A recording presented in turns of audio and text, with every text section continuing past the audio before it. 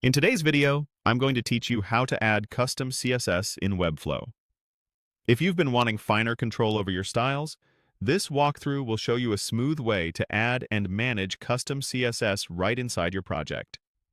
Start by opening your Webflow project and heading into the designer for the site you want to style. Once the canvas loads, look for the Apps area in the interface.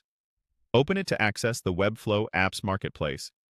Use the search field and start typing to find the CSS tool you need. When you see the listing labeled as a CSS and JavaScript code editor with autocomplete for variable names and class names, select it to proceed.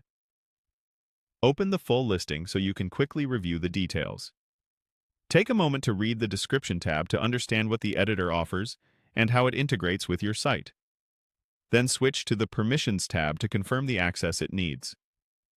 This quick review helps you avoid surprises later and ensures the app aligns with your workflow.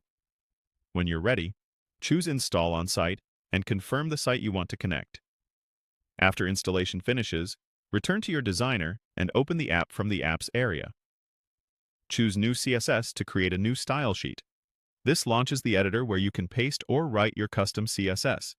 A helpful tip here: keep your selectors specific to the components you intend to style, such as targeting classes you've assigned in Webflow. That reduces the risk of unexpected overrides. You can also add brief comments above sections of code to keep things organized, especially if multiple people work on the site. As you write, the autocomplete for variable and class names speeds things up and helps avoid typos. Make small changes and preview on the canvas so you can spot issues early. If something doesn't look right, check for specificity conflicts or missing units and verify that your classes match the ones in your Elements panel. When your CSS is ready, save your changes and publish the site to apply them live. Publishing is essential.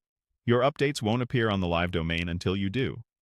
If you're cautious, publish to your staging domain first to verify everything looks correct, then publish to production. After publishing, refresh your site. If you don't see the update immediately, try a hard refresh or clear your browser cache.